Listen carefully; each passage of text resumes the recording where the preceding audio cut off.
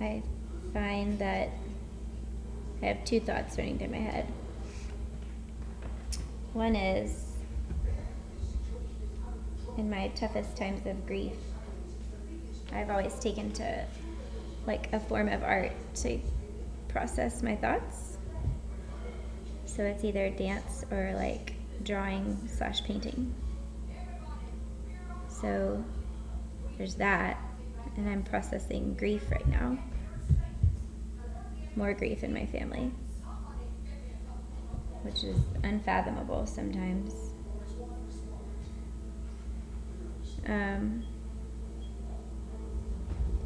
And I'm reminded that like the whole reason I even started a company is because I love like this moment when you just like start painting and drawing and being creative. Like that's the whole reason I even started a company. But you know, how many years am I? Like 13 years. 13? Is that right? 13 years. 2012 to 2025. Yeah, 13 years. This is my 13th year. When you start like hiring people and you have like all the overhead and all the shenanigans, it starts becoming more business and less creativity, at least as the business owner. And then you start passing the baton to people that you hired to be creative and teaching them and training them and mentoring them, which I love. I really love doing that.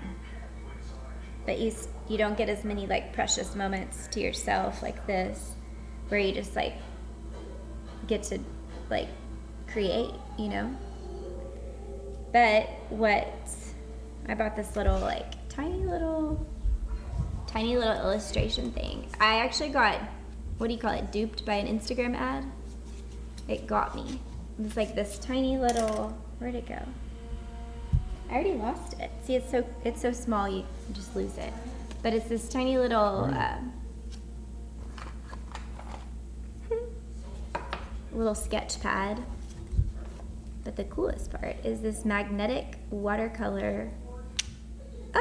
Like how sweet is that? And a clip. And then you just like go out in nature or do your thing, like clip this little guy and take your watercolor, and there's water in here, and you just start mixing. And last night I just decided to draw the moon, because I love the moon, for my Aunt Betty. And how cool is this? It's just like this tiny little magnetic watercolor canvas. Anywho, pretty glad I clicked on the Instagram ad.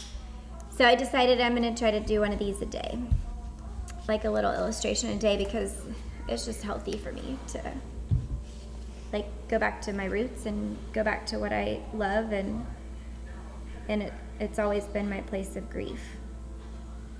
Isn't that weird? It's like actually grief. It's my grief and my joy all in the same thing. Like art just makes me happy. So yeah, I'm going to do that right now. Yeah, I think it's someone this week was like, man, like you're all over the place, you're doing this and that and this and that, and you make it look so easy. I was like, I don't want to make it look easy. It's not easy. None of the things that we do currently are easy. I got really, really, really bad family news this week, like really bad, and I'm having to compartmentalize the grief over here and like be a mom and a business owner at the same time over here and navigate the emotions at the same time. And that's really hard stuff. So I might be popping up everywhere and doing my thing and like meeting our deadlines or not meeting our deadlines, like pushing deadlines, picking up kids from carpool and doing all the things. But I'm not for a second gonna say it's easy. And if I ever get that impression on Instagram, like shame on me, because I don't want people to think anything we're doing is easy. I also want to celebrate the good things that we do, and you know, the life that we have, which is a blessed one. But it's not griefless, and it's not sorrowless. it's often filled with sorrow.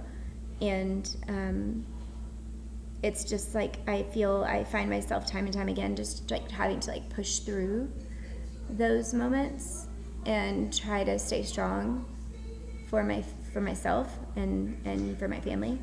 When like it's just I also sometimes just feel done. I'm over it. I'm tired of the loss. I'm tired of the bad news. I'm tired of cancer. I'm really pissed at cancer. I actually hate the word cancer.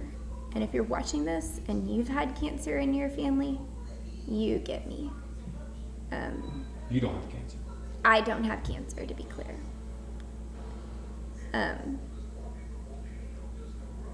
Yeah, I don't have cancer.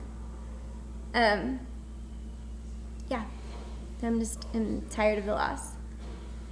So, I'm reminded to be motivated to like live each day to the fullest, that life is really short, and do the things that make you happy, like sit down and draw or paint or sketch or do the volcano experiment with your son. We tried that earlier and it was a massive failure. I mean, maybe it'll work later. I'm not really sure. We're still waiting on the plaster to dry. But like just trying, just making the memory and like sitting on the porch and letting the plaster powder go everywhere and not getting upset about it. Get it, you know, those are the things that matter, are like making the memories, I think. I don't have it all figured out, but that's what I think today. Today, that's what I think. What else is there to say? Owning a business is really hard. Being a mom is really hard. It's all really hard. But a bit of positive news for anybody that's still with me, still listening.